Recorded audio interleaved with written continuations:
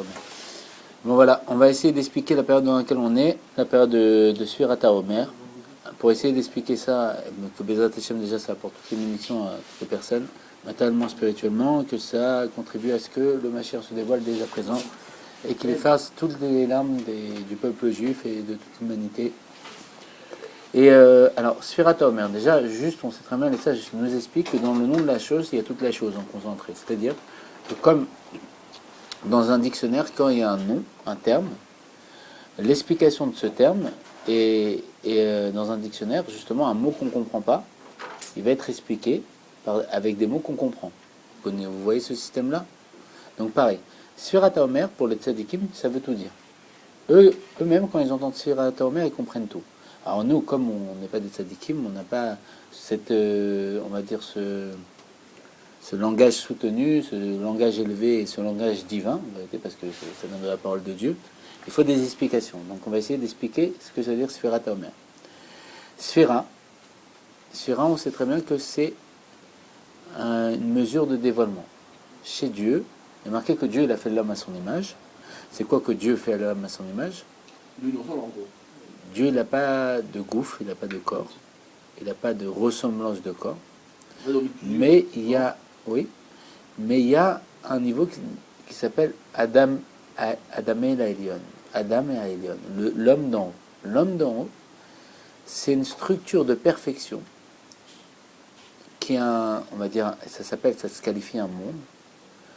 Et ce monde, c'est comme un réseau, d'accord, de proximité avec l'essence de Dieu. C'est là, c'est pas quelque chose de géographique qui est en haut. En haut, c'est jamais géographique dans la Torah, ça veut dire proche de Dieu. Et en bas, c'est éloigné de Dieu. Et c'est comme un réseau, une proximité avec Dieu. Et ce niveau, c'est le fait de pouvoir être limité et de pouvoir être illimité en même temps. Ça, c'est ressembler à Dieu. De ne pas être empêché d'être empêché. Et maintenant, les sphirotes, c'est les attributs divins. C'est les mesures par lesquelles Dieu s'exprime. Parce que quand on nous dit dans la Torah Vaïdaber Hashem el Moshe, Dieu il a parlé à Moshe, Dieu il parle pas, il n'a pas de bouche. Dieu c'est pas comme nous. Alors c'est en réalité, il veut transmettre un message. C'est quoi parler? C'est transmettre quelque chose qui est à l'intérieur à l'extérieur. Transmettre une information. Et comment il fait pour transmettre ces informations? Il a des mesures de développement, on va dire, il a la possibilité de s'exprimer. Comment il s'exprime? Par des sphirotes. C'est quoi les sphirotes? On va essayer d'élaborer les sphirotes. On voit que chaque jour de Sfirat Omer, on compte une sphira. Une sphira, c'est une mesure, un trait de caractère, des sentiments. Là, pendant la période, on compte 49 jours. 49, il y a 7 sentiments. On va dire plutôt, il y a 6 traits de sentiments. La générosité, c'est un trait de sentiment. La rigueur, l'équilibre entre les deux, savoir être généreux et rigoureux avec qui le faut. La victoire, la simplicité, la tminout, le fondement, et il y a la royauté. Tous ces attributs, il y a 6 traits de sentiment et il y a l'expression de ces traits de sentiment. Quand on prend 7 multiplié par 7, ça fait 49. Et la 50e, c'est quoi? C'est Matan Torah. C'est arriver à un niveau supérieur. La Torah, c'est ne plus être dans les sentiments, parce que les sentiments, c'est l'être animal. On sait très bien, c'est expliqué, Morazaken explique ça dans son Sefer, le Tanya. Il y a 2 âmes dans l'être, une âme divine, partie de Dieu, et une âme animale. C'est bizarre d'appeler une âme animale. Une âme, c'est spirituel. Animal, c'est ce qu'il y a de plus bas dans la matière, si on peut dire. Alors comment une âme peut être animale? En fait, c'est une âme, partie de Dieu qui est limitée, qui s'est limitée. Comment elle s'est limitée? Est-ce qu'elle s'est enfermée dans un automatisme? Par exemple, un animal, c'est quelque chose qu'on peut analyser. On voit bien qu'aujourd'hui, on nous explique chaque animal avec ses caractéristiques, ses spécificités et son potentiel. Pourquoi? C'est un programme, un système bloqué, figé. Dès qu'on a enfermé notre âme dans un système figé, on a limité notre âme dans une expression qui s'appelle animal. Animal, c'est-à-dire être bloqué, être enfermé. C'est pour ça que l'animal a la tête au même niveau que le cœur. Pourquoi? Pour nous dire qu'il est tout dirigé par son cœur. C'est pour ça que même qu'en hébreu, le mot Kélev, ça a rapproché du mot Koulolev. Il est tout dirigé par son cœur. Donc en vérité, c'est quelqu'un qui est enfermé dans une direction sentimentale. C'est-à-dire qu'un matin il se lève du bon pied, un autre matin il se lève du mauvais pied. Un matin il sourit, un matin il fait la tête. Ça c'est être animal. Être humain, être à l'image de Dieu, c'est sourire tous les jours. Être de bonne humeur tous les jours. Et ça c'est rentrer dans l'intellect. Et l'intellect, c'est lui qui dirige les sentiments. La Nourasaken dirait que le corps humain est fait de telle manière que chez l'humain, à l'inverse de l'animal, la tête est au-dessus du cœur, pour nous dire que la tête peut diriger le cœur. Et en vérité, la tête peut engendrer des sentiments positifs et un comportement positif. Je donne un exemple très simple. Si un jour il y a une personne en face de moi et je ne sais pas c'est qui, et on me dit voilà, cette personne s'appelle, je ne sais pas, tel nom, et on commence à m'expliquer qui est cette personne, on me dit que cette personne a fait beaucoup de bien pour ma famille, pour mes proches, pour toutes les personnes que j'aime, automatiquement ça va générer chez moi des sentiments d'amour. Par contre, inversement, je veux dire que cette personne a fait que des choses à l'inverse, ça va engendrer chez moi des sentiments de rigueur vis-à-vis d'elle. Donc en vérité, la tête, c'est elle qui enfante les sentiments. Elle a créé les sentiments. Et plus on apprend, et plus on libère notre être qui est limité, et on lui donne une perspective plus élevée. C'est-à-dire on quitte l'état d'animal pour devenir, on va dire, humain à l'image de Dieu. Donc qu'est-ce qui se passe dans ce mois-ci? C'est Sfirat HaOmer. Chaque jour, on raffine un trait de caractère. Et chaque trait de caractère, par exemple, on a commencé par Chesed, la générosité. Il n'y a pas que le Chesed, il n'y a pas que la générosité comme ça. Chaque trait de caractère contient tous les autres. Il y a la générosité de la générosité, la vraie générosité à l'état brut. Il y a la générosité de la rigueur. C'est que dans la générosité, il y a de la rigueur aussi. Il y a la générosité de l'harmonie. Il y a la générosité de la victoire. Et chaque jour, on compte. Et on raffine notre trait de caractère limité, animal, pour pouvoir justement s'élever à l'état d'humain et être à l'image de Dieu. Et là, à ce moment-là, dès qu'on fait ce travail-là, on devient un réceptacle. Pourquoi? Pour que Dieu se dévoile à nous. Pourquoi? Parce que Dieu, on sait très bien que Yaakov lui-même, son nom qui représente Yud et Kev, la sagesse de Dieu, qui descend dans le Kev, la partie la moins sensible du corps, le talon, mais qui supporte tout le corps, c'est vrai. Et bien quand il a fait son travail en Égypte, en sortant de la terre d'Israël chez son beau-père, chez Laban, et qu'il est revenu avec les tribus, ses enfants, sa réussite en exil, il a affronté l'ange des Saves, et là-bas, l'ange des Saves, il l'a nommé, il lui a donné un nom, il lui a dit « Je t'ai vaincu, bénis-moi ». Il voulait s'enlever pour aller faire le cantique du jour, parce que chaque jour, tous les anges et tous les êtres, tout l'univers et tous les mondes à l'infini, ils louent le bon Dieu, mais on ne le voit pas. Comme c'est expliqué que le Rambam nous ramènera que si le soleil se lève à l'est et se couche à l'ouest, c'est que tous les jours, il se prosterne devant la Shrina, devant la présence de Dieu qui réside dans ce monde, qui est à l'ouest. Et tout le mouvement du soleil, c'est de se lever et de se prosterner devant Dieu. Et à cette image, dès le lever du soleil, tous les êtres, pourquoi on entend les oiseaux chanter le matin, c'est parce qu'ils sont en train de louer le bon Dieu. Et tous les mouvements de la création, ils sont en train de louer le bon Dieu. Et donc à ce moment-là, quand Yaakov s'était battu avec cet ange pendant la nuit ça représente l'exil, et quand vient le jour ça représente la délivrance, le dévoilement de Dieu, qu'est-ce qui s'est passé à ce moment-là? Il a dit bénis-moi. Je te laisserai pas partir si tu ne me bénis pas. Et il l'a béni, il lui a donné un nom. Ce nom, c'est Israël. C'est quoi Israël? Israël, c'est le nom du peuple juif dans la délivrance. Israël, c'est les mêmes lettres que l'Irosh. Est une tête pour Dieu. Sa tête, la tête de Dieu.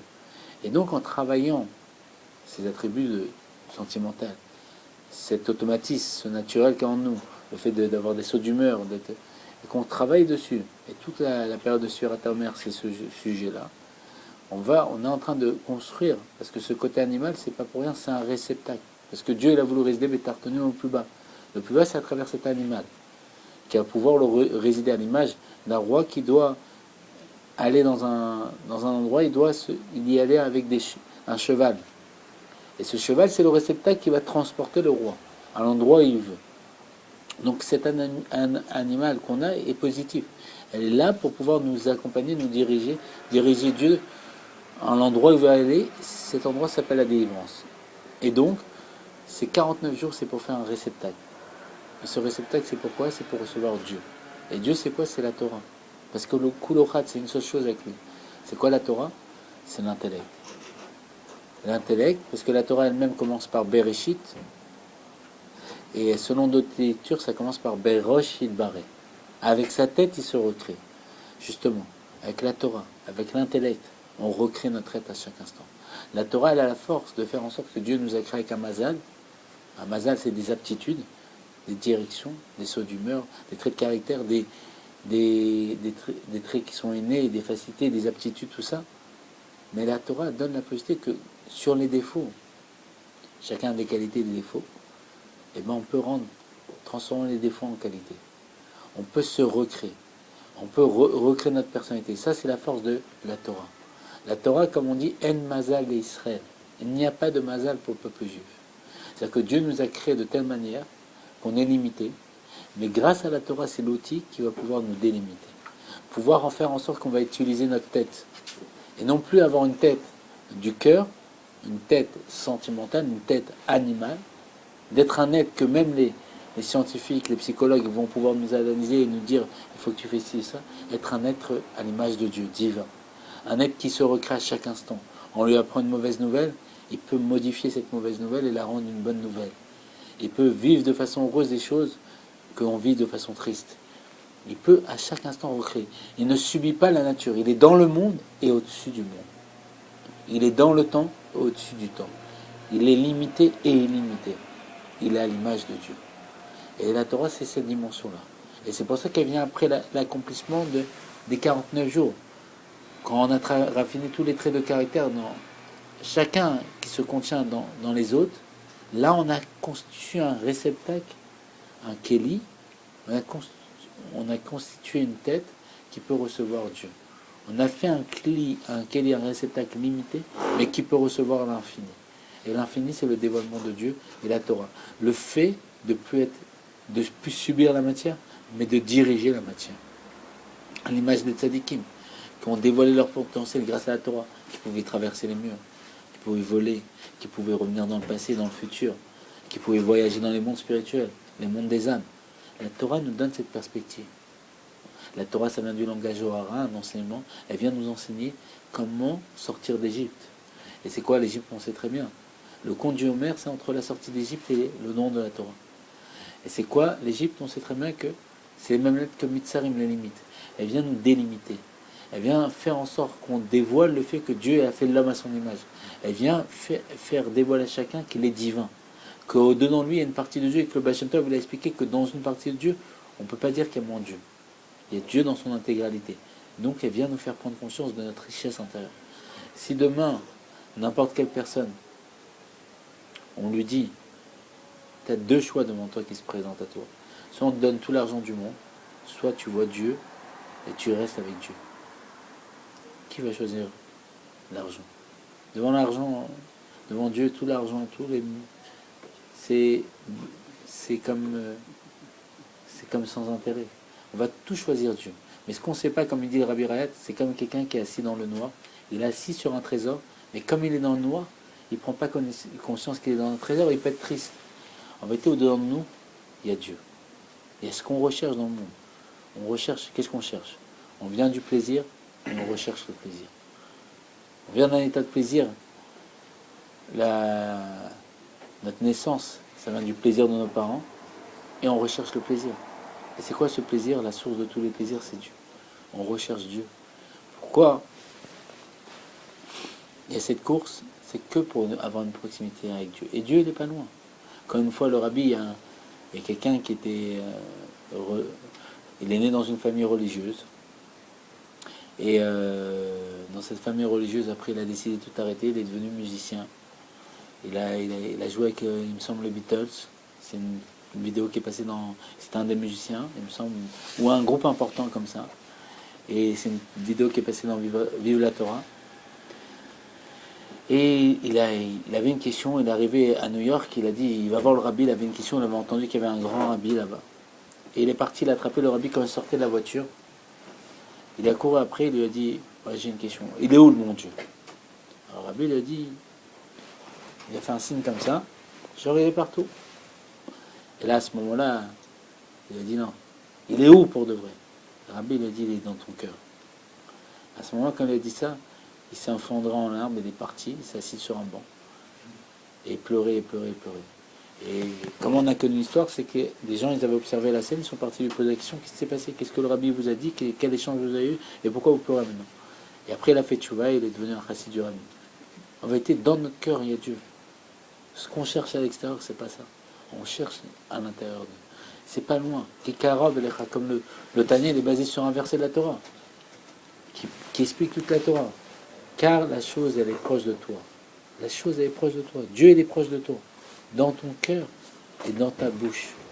Pour le dire et pour le faire. Dieu, il est là. Il est proche de toi. Qu'est-ce que tu veux? Ah, t'en veux le ressentir, il faut travailler. Il faut commencer à avancer. Il y a un système qui permet de le délivrer. Le roi est enfermé au-dedans de nous. Et on peut faire en sorte que nous, on devient le roi et que on soumet, si on peut dire, Dieu à notre volonté. On peut libérer le roi. Et dévoiler qu'il y a un vrai roi. Et que moi, je ne suis pas le roi, moi, je suis le serviteur du roi. Je suis le fils du roi. Et je veux dévoiler que mon père, mon cœur, c'est Dieu. Et qu'il n'y a pas plus beau que Dieu. Il n'y a pas plus extraordinaire que Dieu. Il n'y a rien comme Dieu. Il n'y a rien.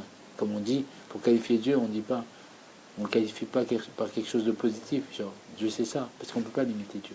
On dit, Enod Milvado. Il n'y a rien d'autre à part lui. Tout est Dieu. Toutes les souffrances de l'exil, tous les bonheurs de l'exil, tous les sourires des enfants à leurs parents, tous les sentiments, les tremblements d'un père par rapport au premier pas de leurs enfants, toute la recherche d'une envie de vouloir avec quelqu'un avec qui nous accompagne pour une vie. Tout ça, c'est Dieu. La femme avec qui je me marie, c'est Dieu. Tout est Dieu. Cet amour qu'elle m'a donné, c'est Dieu. Il est extraordinaire. Chaque instant, chaque plat que je mange, depuis mon premier réveil dans ce monde, le sourire de ma mère, le fait que ma mère m'a consolé quand je pleurais, tout ça, c'est Dieu. Et quand on va commencer à lui rendre, quand on va commencer à lui dire, on va l'honorer, quand on va commencer à honorer qui il faut honorer. Pas honorer les gens qui nous donnent des choses futiles, des choses matérielles qui sont limitées. Honorer celui qui nous a tout donné, qui nous donne tout à chaque instant. C'est qui est là quand on est triste, quand on a un sentiment au cœur, qu'on nous a brisé, qu'on nous a fait du mal? Lequel il nous console? Quelle est l'épaule sur laquelle on se repose à chaque instant? C'est Dieu. Il faut commencer à plus accepter que Dieu soit dans l'ombre, il soit notre ombre. Il faut commencer à dire au monde, regardez, il est extraordinaire. Comme il a dit Yehuda, lors de la victoire de Hanouka, il a dit Mika Mocha Be'enim Hashem. Qui est comme toi dans les cieux, Hashem? Il a commencé à honorer Dieu. À l'image du roi David, qui a fait tout un livre, 150 télim, en honorant Dieu, en louant Dieu. Et tout le peuple juif aujourd'hui, quand il a besoin de quoi que ce soit, un malade, un besoin, il lit les télim du roi David et Dieu il écoute. Pourquoi? Parce que c'est les louanges de Dieu. Chaque juif doit honorer Dieu. Parce que le juif, il est né pour honorer Dieu. Et aujourd'hui, c'est notre travail. Parce qu'on est la génération de la délivrance. Le rabbi a annoncé qu'on était le dernier de l'exil et le premier de la délivrance. Et comment on va quitter l'exil pour obtenir la délivrance? L'exil, c'est le fait de m'honorer moi-même, de penser qu'à moi, de me mettre en avant. Ça ne veut pas dire que c'est pas bien, c'est bien. Mais il faut commencer à être plus profond, à être plus honnête, plus vrai. Il faut commencer à honorer qui doit être honoré. Et la délivrance, c'est honorer Dieu. Et tout le but de la délivrance, c'est justement de louer Dieu. On se lèvera le matin. Ça ne sera pas le même lever du matin. On va voir que Dieu, chaque matin, il laisse tout ce qui... C'est le rabbi qui a dit ça. Il voulait qu'on transmette cette information aux enfants, que Dieu laisse tout ce qu'il a à faire pour écouter le mot dernier de chaque juif. Mais quand on dit que Dieu laisse tout ce qu'il a à faire, c'est-à-dire que tout l'univers, tous les oiseaux, tous les animaux, tous les anges, tous les êtres humains, ils ne le savent pas inconsciemment, ils laissent tout ce qu'ils ont à faire pour nous écouter dire en Modani. Modani, je reconnais, moi, les fanecha devant toi, Meler, roi, Chai Vekem, vivant, pour de vrai, de façon éternelle. Chéri Sarta, que tu as remis au moins, Nishmati, mon âme, Chemla, grand état, Chemla, Emunatera, grand état miséricorde. Chaque instant, chaque moment qu'on lui donne, le monde entier, et vous savez, il y a marqué que Dieu, à un moment, il dit, par l'action de cette personne, ça vaut le coup que le monde il a été créé. Il a envie de détruire le monde, mais quand il voit une personne faire une bonne action, il dit pour lui ça vaut le coup. À chaque instant qu'on fait quelque chose de bien, Dieu dit ça vaut le coup pour lui que le monde a été créé. Et comme ça, le Rambam dit on est sur une balance. Et à tout moment, la balance elle peut chuter du bon ou du mauvais côté. Et nous, quand on va rajouter du bon, on va la faire chuter du bon côté. Et ça peut déclencher la délivrance. Et c'est quelque chose d'extraordinaire.